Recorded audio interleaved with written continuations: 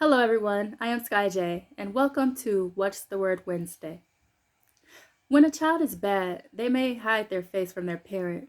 They may even lie and try to cover up their wrongdoing so that they won't be condemned. As adults, we do the same thing. The legendary rapper Tupac Shakur, in his song Who Do You Believe In, said this quote: "It's like we don't believe in God because we're living in sin." Today I'm going to be reading Psalms chapter 32, which shows how God is not an angry man sitting in the sky waiting to strike us down, but how he loves us and is waiting to forgive. All we have to do is come to him with an earnest heart. Psalms chapter 32, verses 1 through 11. Blessed is he whose transgression is forgiven, whose sin is covered. Blessed is the man against whom the Lord does not count iniquity, and in whose spirit there is no deceit. When I kept silent, my bones wasted away through my groaning all day long. For day and night your hand was heavy on me. My strength was changed into the drought of summer. I acknowledged my sin to you, and my iniquity I did not conceal. I said, I will confess my transgressions to the Lord, and you forgave the iniquity of my sin. For this cause, everyone who is godly will pray to you in a time when you may be found. Surely in the floods of great waters they will not reach him. You are my hiding place. You will preserve me from trouble. You will surround me with the shouts of deliverance. 8. I will instruct you and teach you in the way you should go. I will counsel you with my eye on you. Those are God's words. 9. Do not be as a horse or as a mule that are without understanding, that must be restrained with bit and bridle, or they will not come near you. 10. Many sorrows come to the wicked, but loving kindness will surround the man who trusts in the Lord. 11. Be glad in the Lord, and rejoice, you righteous one, and shout for joy, all who are upright in heart. So there are a few consequences that come with not coming to the Lord and with trying to do everything on our own.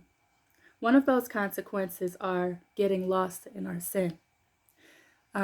Sometimes when we do things, we are afraid to come to God, and sometimes people even give up their faith because they feel so guilty. Our guilt eats up at us. And sometimes that we can go on and just keep on sinning. We may say, well, I've already messed up anyway. I might as well keep on going, and it becomes a domino effect. So one consequence of not coming to God and trusting him and talking to him is getting lost in your sin. Number 2, second consequence is that we can cause damage to ourselves and to others. Like I said, the guilt can start eating away at us, and we can lose, when we sin, we can lose our morality. And we can become angry. There's a lot of emotions that come along with wrongdoing, and sometimes we throw those things on other people. Spirits transfer, energy transfers, and when we're carrying bad energy or guilt or shame inside of us, we pass that along to others, our children, our friends, and everybody that's around us. And the third consequence that can happen when we don't come to God in prayer is there's a separation begins to grow between us and God, because our sin can separate us from God. But he does forgive, like the words in Psalms 32 says. All we have to do is come to him with an earnest heart. We can't hide what we've done from the Lord. He created us. He knows us, and he loves us. So instead of running away from him and trying to live our lives on our own, it's best that we just come to us, because he is our creator, and he's the only one that can show us the right way to go. So I'll read just a few of these verses again. I'll read verse 8, verse 10, and verse 11. Verse 1 as well. 1. Blessed is he whose transgression is forgiven, whose sin is covered. 8. I will instruct you and teach you in the way you should go. I will counsel you with my eye on you.